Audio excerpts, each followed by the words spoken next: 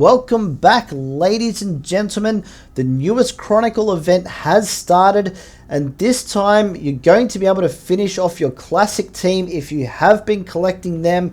This time the story is about Klassic Sonya, and I have to say, on paper she looks like she could be a very good character.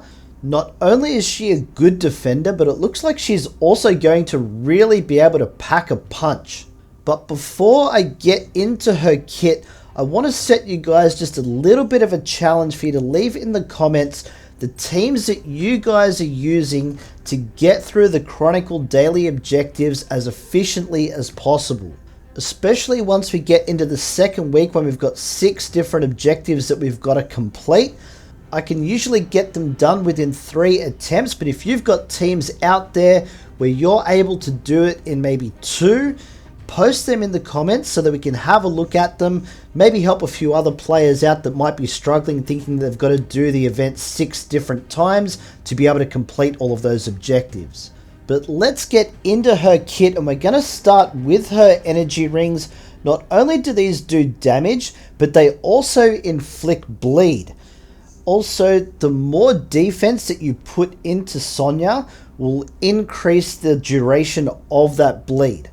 Now, just with her auto ability, this really sets her apart from other defenders, because being able to inflict bleed on the auto ability also means she is going to be able to do a lot of damage to her opposition, which isn't usually a feature of a defender.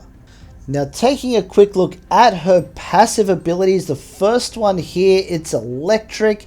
This one is linked to her special ability, so when she does have her shield up, if Sonya, a Classic or Earthrealm teammate is hit, there is a chance that they're going to get electrocuted, which will do damage over time. This damage over time effect will also come into importance a little bit later on, as you will see. But her second passive ability here, Open Wound, for every damage over time effect that is affecting the foe that is attacking Sonya, they receive an attack decrease. Additionally, for every Classic or Earthrealm teammate that started the battle with her, that debuff is amplified.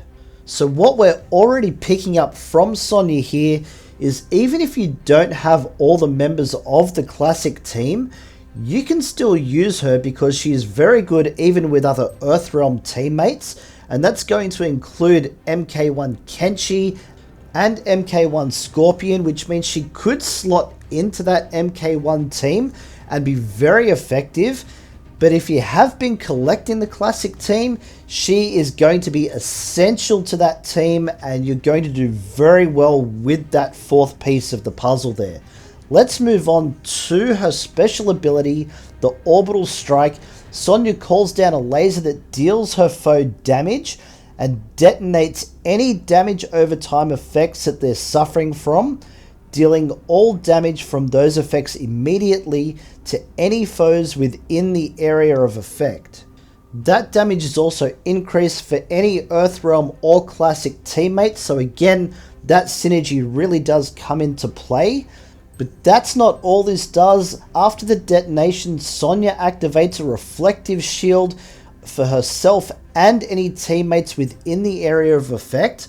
This will then bring into play that second passive ability, where anyone that attacks anyone inside that shield has a chance to be electrocuted. If you're looking to bump up that combo meter, the first ability that you're going to come across there at level 1 increases the effects of her energy rings. She'll add an area of effect damage attack that also includes bleed to every opponent in that area of effect. So even level 1 for her combo meter is really going to ramp up the damage that Sonya's going to be able to do. If you can get her up to combo level 3, this will add even more to her special ability. If she does detonate the damage over time effects on her foe, she'll blow a Crush Kiss at that affected foe, dealing even more damage and resetting the duration of any active damage over time effects that they have on them. In terms of gear, you definitely want to be running a defense set, as well as a health set, so that way she can last as long as humanly possible in the battle. For the third set, you might want to consider using either tenacity, so that way you can resist some of those other damage over time effects from your opponents. She does have the disadvantage as far as affinity is concerned against characters like MK Scorpion, so that tenacity will stop her from being set on fire. The other one you may want to consider could be a crit chance set, because she does have a lot of attack there. If you can boost that critical chance, you're just going to be doing a lot more damage to your opposition. If possible, try and find some secondary stats of mastery on your gear. You want to give yourself every chance possible to be able to apply those damage over time effects, because that is a big part of her kit. If she is anywhere near as good as she appears to be on paper, she could probably be one of the best characters that we've got in the game, and could be an essential character to summon.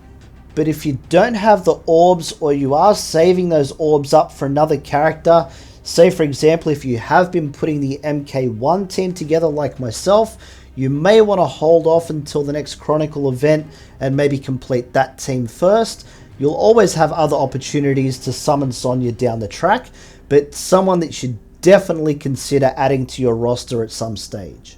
But even if you're not going to summon her now, make sure you are grinding that event as much as you possibly can. Save up those tokens, head over to the event store. There's lots of great stuff in there, especially the newest relic that we've got here for Sonya, which is the Earthrealm Komidogu. The only thing that's disappointing about this one is that it doesn't have any defense stats on here, but you do have the base stats of health and attack, which is going to be really good for Sonya. You've also got the bonus effects there of health and block, which as a defender, health is always essential to them. But the main effect of this relic is what really separates it from other relics. When the wielder inflicts damage over time, which Sonya is going to do quite a bit, they heal a random teammate for a percentage of their max health, and for every 200 defense that the wielder possesses, the healing is increased. Additionally, for every living outworld foe up to a maximum of 5, the wielder receives an attack boost. So to get the most benefit out of this relic, you're going to have to make sure that you have a lot of percentage defense stats on as much of the gear as you possibly can to really boost that up as high as possible and get the most benefit out of this relic. Personally, I think Sonya could be the best character that we've got in the game at the moment. Let me know what your thoughts are on her in the comments below. If you'd like to support the channel, a super thanks would be very much appreciated. Other than that, guys, like and sub, you know the deal. We got plenty more Onslaught coming your way. Don't miss out, and we'll catch you in the next one.